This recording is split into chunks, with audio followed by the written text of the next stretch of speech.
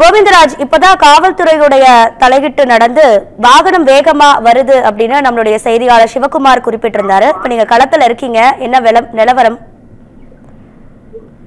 ராதிகா, தமிழக வெற்றி கழக தலைவர் விஜய் பிரச்சாரம் மேற்கொள்ளும் திருச்சி காந்தி மார்க்கெட் பகுதிக்கு 10:35 மணிக்கு வர வேண்டும் என்பது காவல்துறையினர் விதித்திருந்த நிபந்தனையில் ஒன்று. அதன்படி அவர் அங்கு 10:35 மணிக்கு வந்து பேச துவங்கி இருக்க வேண்டும். திருச்சி விமான நிலையத்திலிருந்து அவர் புறப்பட்டு சுமார் 2:30 மணி நேரங்களுக்கு மேல ஆகியும் அவர் இன்னும் தற்போது அந்த இடத்திற்கு வந்து சேரவில்லை. அதற்கு மிக முக்கிய காரணம், அவரை சூழ்ந்து கொண்டு சுமார் 100கணக்கான வாகனங்கள் அணிவகுத்து வந்து கொண்டிருக்கின்றன. மேலும் தொண்டர்களும் ஆயிரக்கணக்கான தொண்டர்கள் அவர் வாகனத்தின் முன்பும் பின்பும் நடந்தபடியே வந்து கொண்டிருப்பதால் அப்பகுதியில் தொடர்ந்து அந்த வாகனம் முன்னேறி வர இயலாமல் அங்கு கடும் போக்குவரத்து நெரிசலும் ஏற்பட்டிருக்கிறது. டிவிஎஸ் டோல்கேட் பகுதியை தாண்டி தற்பொழுது கல்லுக்குழி பாலம் ஏறும் இடத்திலும் இறங்கும் இடத்திலும் பொதுமக்கள் மற்றும் தமிழக வெற்றி கழக தொண்டர்கள் குறைவாக இருக்கும் காரணத்தினால் தற்பொழுது காவல்துறையினர் அவர்களை அப்புறப்படுத்தி அந்த பேருந்தை முன்னோக்கி அனுப்ப வேண்டிய பணியில் ஈடுபட்டிருக்கின்றனர். இருப்பினும் அங்கிருந்து வேறொரு பாலம் வழியாக அதனை தொடர்ந்து பீமநகர் பாலக்கரை வழியாக அங்கு காந்திமார்க் பகுதிக்கு வந்தடைய வேண்டும். ஒவ்வொரு இடத்திலும் சுமார் 4000 5000க்கும் மேற்பட்ட தமிழக வெற்றி கழக தொண்டர்கள் அங்கு கூடியிருப்பதால் ஒவ்வொரு இடத்திலும் அந்த பேருந்தை சூழ்ந்து கொள்கின்றனர். மேலும் விஜய் முன்பகுதியில் நின்று கையை அசைத்தவாறு வந்து கொண்டிருப்பதால் தொடர்ந்து விஜயை பார்ப்பதற்கு அப்பகுதி மக்கள் அங்கங்கு நின்று கொண்டிருப்பவர்களும் ஆர்வம் காட்டி வருகின்றனர். இதன் காரணமாக தற்பொழுது வரை விஜய் அந்த பகுதிக்கு வந்து சேரவில்லை. திருச்சி மாநகர் மைய பகுதியாக இருக்கக்கூடிய இந்த காந்தி மார்க்கெட் முழுவதும் மக்கள் வெள்ளத்தால் பொதுமக்கள் தமிழக வெற்றி கழக தொண்டர்கள் வெள்ளத்தால் சூழ்ந்திருக்கிறது என்றே கூறலாம். இங்கு வெளியே செல்வதற்கும் உள்ளே வருவதற்கும் எந்தவித வாய்ப்பும் இல்லை. முழுவதுமாக போக்குவரத்து சம்பித்திருக்கிறது. தற்பொழுது இந்த இடத்திற்கு விஜய் வருவதற்கு 1 மணி நேரத்திற்கு மேல் ஆகும் என்றும் கூறப்படுகிறது.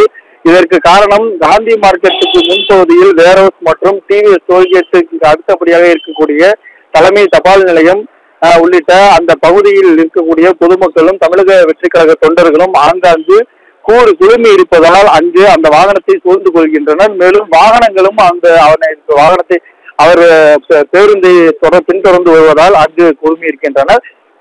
தொடர்ந்து திருச்சி காந்தி மார்க்கெட் பகுதியில் சுமார் 20,000க்கும் மேற்பட்ட தொண்டர்கள் 4 திசையிலும் நிரம்பி இருக்கின்றனர். சுமார் 2 மணி நேரத்துக்கு மேலாக காலை 8 மணி முதலே வந்த தொண்டர்களும் இருக்கின்றனர். சுமார் 3-4 மணி நேரத்திற்கு மேலாக கடும் வெயிலையும் பொருட்படுத்தாமல் அங்கு காத்திருக்கின்றனர். அவர்களுக்கு முறையாக தண்ணீர் கொடுப்பதிலும் சிரமம் ஏற்பட்டு இருக்கிறது. மேலும் அவர்கள் அங்கு எங்கு ஓய்வு எடுப்பது என்பது குறித்தும் கடும் வெயிலையும் பொருட்படுத்தாமல் எங்கு நகர்வது என்பது கூட அவர்களுக்கு தெரியாத ஒரு சூழ்நிலையில் தற்போது அங்கெங்கே அவர்கள் அமர்ந்திருக்கக்கூடிய காட்சிகளும் நம்மால் பார்க்க முடிகிறது.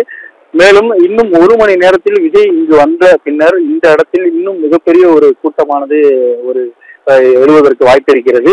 தொடர்ந்து அவர் உள்ளே வந்து மீண்டும் அவர் பால் பண்ணை வழியாகத்தான் அவர் வெளியே செல்ல வேண்டும். இதனால் மீண்டும் அந்த திருச்சி சென்னை தேசிய நெடுஞ்சாலையில் கடும் போக்குவரத்து நெரிசல் ஏற்படுவதற்கு அதிக வாய்ப்பு இருக்கிறது. இன்னும் சரியாக 45 நிமிடத்திலிருந்து 1 மணி நேரத்திற்குள்ளாக விஜய் அவர் பேசக்கூடிய தமிழக வெற்றி கழக தலைவர் விஜய் பேசக்கூடிய அந்த காந்தி மார்க்கெட் பகுதி எம்ஜிஆர் சிலை அருகே வந்தடைவார் என்று தொண்டர்கள் காத்து இருக்கின்றனர். ராதிகா,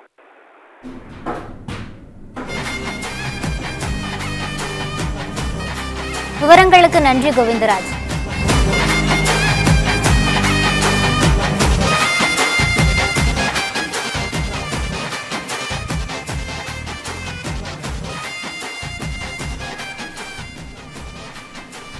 தாவேக தலைவர் விஜய் திருச்சியில் தனது முதல் பரப்புரையை மேற்கொள்வதற்காக வந்து கொண்டிருக்கிறார்.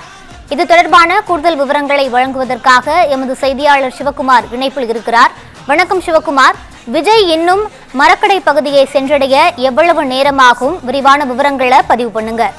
அதாவது இன்னைக்கு அரியலூர், பெரம்பலூர், குன்னம் ஆகிய 3 பகுதிகளில் பிரச்சாரம் பண்றதா சொல்லி முடிவு பண்ணி அதன் அடிப்படையில் அனுமதி கேட்கப்பட்டது போலீஸ். அவங்க 21 நிபந்தனைகளோட அனுமதி கொடுத்தாங்க. அதிக அளவுல வாகனங்கள் வரக்கூடாது, அதே மாதிரி பாத்தீங்கன்னா பொதுமக்கள் அதிக அளவுல கூட விடக்கூடாது, போக்குவரத்துக்கு இடைஞ்சல் ஏற்படுத்தக்கூடாது, அதே மாதிரி பாத்தீங்கன்னா வேண்டிய முதலுதவிகள் செய்யப்பட்டிருக்கணும்னு சொல்லி உள்ளிட்ட 21 இது கொடுத்து நிபந்தனைகள் கொடுத்திருந்தாங்க.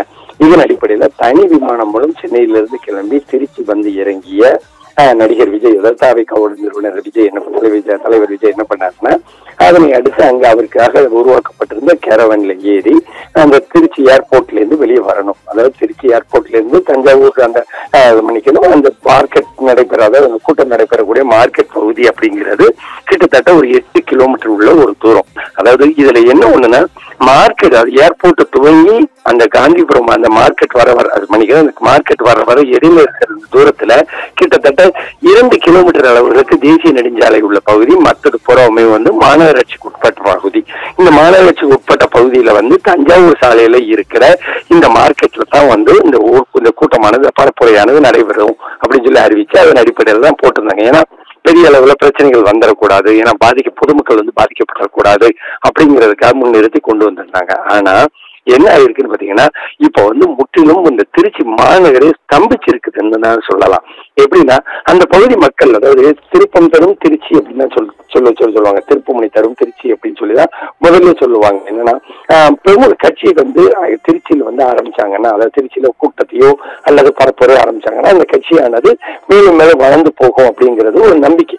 அன்னையிலிருந்து வரைக்கும் திராவிட கட்சிகளே இதை வந்து முன்னிறுத்தி வச்சிருந்தாங்க. இப்போ அந்த மார்க்கெட் பகுதி அப்படிங்கிறது கிட்டத்தட்ட 20 ஆண்டுகளுக்கு மேல அந்த மக்களோட ஒரு அடிப்படை கோரிக்கை என்னன்னு பாத்தீங்கன்னா, அந்த மார்க்கெட்டை வந்து புனரமைச்சுட்டாங்க, அதே மாதிரி அந்த மார்க்கெட்டை வந்து எல்லாமே எங்களுக்கு பண்ணி கொடுங்க அப்படின்னு கேட்ட ஒரு சூழ்நிலையில அந்த கேட்டவங்களுக்கு என்ன பண்ணிருந்தாங்கன்னா, அந்த திருச்சி மாநகராட்சி விட்டு கொஞ்சம் தள்ளி உள்ள ஒரு இடங்கள்ல தனி மார்க்கெட் அமைச்சு அதன் அடிப்படையில அங்க போங்கன்னு சொன்னாங்க. ஆனா அந்த மார்க்கெட் வியாபாரிகள் போக மறுத்த ஒரு சூழ்நிலையில அதே இடத்துல இருந்துட்டு இருக்கிறாங்க. மேலும் அந்த தஞ்சாவூர் சாலையானது ஒரு குறுகிய சாலை, அகலப்படுத்தப்பட்ட சாலைன்னு சொல்லலாம். 2 புறமும் ஒவ்வொரு வாகனங்கள் வரலாம் அப்படிங்கிற ஒரு கண்டிஷன். அதாவது புறமும் ஒரு வாகனங்களும் ஒரு இருசக்கர வாகனம் அளவுக்கு வர்ற அளவுக்கு உள்ள ஒரு அகலப்படுத்தப்பட்ட சாலை. இந்த அகலப்படுத்தப்பட்ட சாலையில ஏறத்தாழ ஆயிரக்கணக்கான தொண்டர்கள் புடைசூழ தற்போது அந்த இடத்தை நோக்கி விஜய் வந்துட்டு இருக்கிறாரு. இப்ப வந்து டிவிஎஸ் டோல்கேட் வரைக்கும் தான் வந்து தேசிய நெடுஞ்சாலை பகுதி. அதாவது 4 புறம் 2 புறம் சாலை வாகனங்கள் போயிட்டு இருக்கும்போது ஒரு புறம் போனாலும் மறுபுறம் வந்து வாகனங்களை மாற்றிக்கலாம் அப்படிங்கிற ஒரு சூழ்நிலையில அப்படி போயிட்டு இருந்தது. மாநகராட்சிக்கு உட்பட்ட பகுதிக்கு அவங்க வந்த உடனே என்ன ஆயிடுச்சுன்னா, போலீஸ் வந்து முழுவதுமா அண்டர்டேக் பண்ணிச்சு. என்னன்னு பாத்தீங்கன்னா, பொதுமக்களுக்கு எந்த விதமான இடையூறு ஏற்பட்டுறக்கூடாது. ஏன்னா திருச்சிங்கிறது வந்து ஒரு நகரத்தோட ஒரு தமிழகத்தோட ஒரு மத்தியமா பகுதி. அந்த மத்தியமா பகுதியில வந்து எப்பவுமே, அதாவது 365 நாளும் 24 மணி நேரமுமே பரபரப்பா இருக்கக்கூடிய ஒரு பகுதி. 1000 லட்சக்கணக்கான பொதுமக்கள் வந்து அந்த இடத்துல வசிக்கக்கூடிய பகுதி. அடிப்படை தேவைகளுக்காகட்டும் அல்லது மருத்துவமனை ஆகட்டும் எல்லாத்துக்குமே வந்து அவங்க திருச்சி மாநகராட்சி உட்பட்ட பகுதிக்குள்ளதான் வரணும் அப்படிங்கிறதுனால என்னன்னா, அந்த இடத்தை வந்து எப்பவுமே அந்த பிளாக் பண்ண முடியாத அளவுக்கு அவங்க பார்த்துட்டு இருந்தாங்க.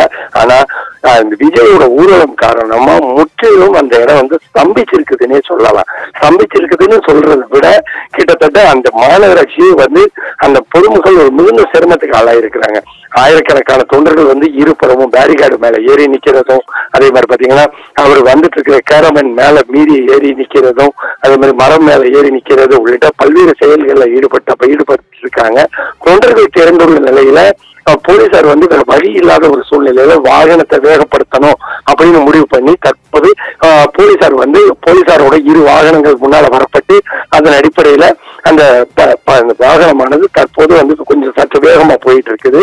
இதே நிலையில நீடிச்சா, அதாவது இப்போ அந்த போலீசார் வந்து அந்த வாகனத்தை வந்து வேகமா வர வச்சிருக்கிற ஒரு சூழ்நிலையில இதே நிலை வந்து தொடர்ந்தா இன்னும் ஏறத்தாழ ஒரு 3/4 மணி நேரம் ஆகும். ஏன்னா 4 கிலோமீட்டர் அளவுக்கு பரப்பளவு தூரம் இருக்குது.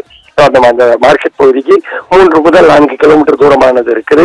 வர்ற வழியில ஆயிரக்கணக்கான தொண்டர்களும் சரி, ரசிகர்களும் சரி, அவரை பார்க்கறதுக்காக நின்றுட்டு இருக்கிற ஒரு சூழ்நிலையில தற்போது தொடர்ச்சியாக வந்து அந்த போலீசார் வந்து அண்டர்டேக் பண்ணதுல அந்த வாகனமானது சற்று கொஞ்சம் வேகம் எடுத்திருக்குது, நம்மளால நல்லா பார்க்க முடியுது.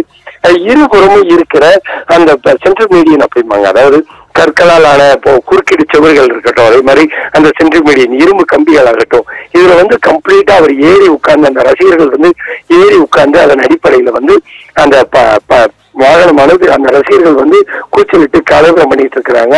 அதே மாதிரி பாத்தீங்கன்னா அந்த வாகனமானது ஒரு சற்று இப்ப கொஞ்சம் வேகம் எடுத்த நிலையிலையும் அந்த 2 சக்கர வாகனங்களுக்கு இடையில், அதாவது அந்த 2 வாகனங்களுக்கு இடையே உள்ள இடைவெளியை பயன்படுத்தி கொள்ளக்கூடிய அந்த ரசிகர்கள் வந்து அதை வந்து ஒரு தடை ஏற்படுத்துவதை பார்த்தா போயிட்டு இருக்கிறாங்க. திருச்சியை பொறுத்த மட்டும் திமுக மற்றும் காங்கிரஸ் ஒரு கூட்டணி சொல்லலாம். அதாவது காங்கிரஸ் கூட கூட்டணி அமைக்கிற கட்சிகளான திமுக மற்றும் அதிமுக, ஏற்கனவே காங்கிரஸ் கூட கூட்டணி வச்சிருந்த அதிமுகவாகட்டும் அல்லது தற்போது கூட்டணி வச்சிருக்கிற திமுகவாகட்டும், காங்கிரஸுக்கு அங்க திருச்சியில ஒரு ஓட் பெல்ட் வந்து பலமான ஒரு ஓட் பெல்ட் உண்டு. அதன் அடிப்படையில தான் அதே நேரு பாத்தீங்கன்னா முக்கிய அமைச்சர்களான KN நேரு, அதே மாதிரி அன்பில் மகேஷ் பொய்யாமொழி உள்ளிட்டோர் அடங்கிய தொகுதி வந்து அந்த திருச்சி மண்டலம். அந்த மண்டலத்துல இந்த அளவுக்கு கூட்டம் கூட்டி இருக்கிறது அப்படிங்கிறது வந்து எல்லாருக்குமே ஒரு அதிர்ச்சி ஏற்படுத்தி இருக்குது. அதிர்ச்சின்னு சொல்றதை விட ஒரு ஆரவாரத்தை ஏற்படுத்தி இருக்குதுன்னே சொல்லலாம்.